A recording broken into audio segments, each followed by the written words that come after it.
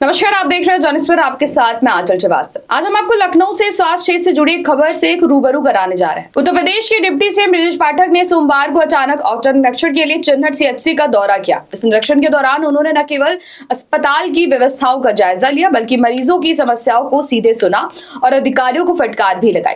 Deputy CM Brajesh Pathak ने mask पहनकर OPD में मरीजों की लाइन में खड़े होकर पर्ची भी कटवाई। करीब 54 मिनट तक उन्हें वहां मौजूद कोई नहीं पहचान पाया। इस दौरान उन्होंने मरीजों से बातचीत की, उनकी स्वास्थ्य संबंधी परेशानियां जानी और अस्पताल में चल रही व्यवस्थाओं का जायजा भी लिया। निरीक्षण के दौरान उन्होंने अस्पताल परिसर में फैली गंदगी देखकर स्पष्ट नाराजगी जताई। उन्होंने कहा कि सफाई व्यवस्था में लापरवाही बर्दाश्त नहीं की जाएगी। इसके साथ ही उन्होंने सफाई एजेंसी का 1 हफ्ते का भुगतान रोकने का भी आदेश दिया और संबंधित अधिकारियों को चेतावनी दी कि जब तक अस्पताल में सफाई की स्थिति दुरुस्त नहीं होगी, तब तक कोई भी जिम्मेदार अधिकारी घर नहीं जाएगा। इस औचक निरीक्षण में डिप्टी सीएम ब्रजेश पाठक ने जनरल वार्ड का भी दौरा किया।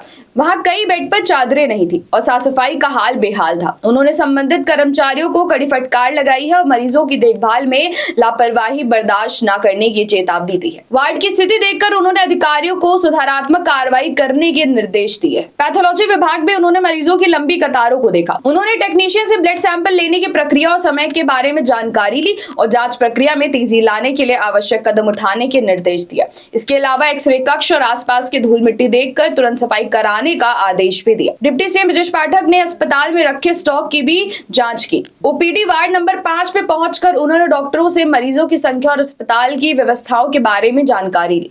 उन्होंने कहा कि दवा वितरण और अन्य स्वास्थ्य सुविधाओं में किसी प्रकार की देरी बर्दाश्त नहीं की जाएगी। पानी की व्यवस्था भी उनके निरीक्षण का हिस्सा रही। उन्होंने आरओ के पास पाइप जाली से बंधी और आसपास की गंदगी देखकर सख्त नाराजगी जताई है। उनका स्पष्ट संदेश था कि अस्पताल में मूलभूत सुविधाएं और साफ सफाई के मामले में कोई समझौता नहीं होगा। इस दौरान उन्होंने आशा कार्यकर्ताओं की समस्याओं को भी सुना। उन्होंने केंद्र के सभागार में प्रशिक्षण ले रही आशाओं से मोबाइल फोन खराब होने और भुगतान में देरी की जानकारी प्राप्त की। इसके बाद उन्होंने तुरंत सीएमओ डॉक्टर एनबी सिंह को निर्देश दिया कि मोबाइल दुरुस्त किए जाए या फिर बदल दिए जाए और आशाओं का बकाया भुगतान तुरंत कराया जाए।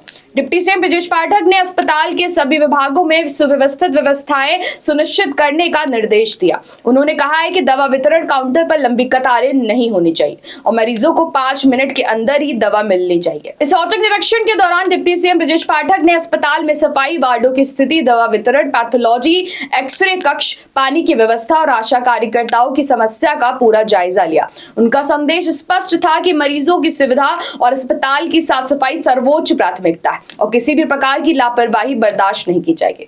आपको बता दें कि औचक निरीक्षण अस्पताल प्रशासन के लिए कड़ी चेतावनी भी है।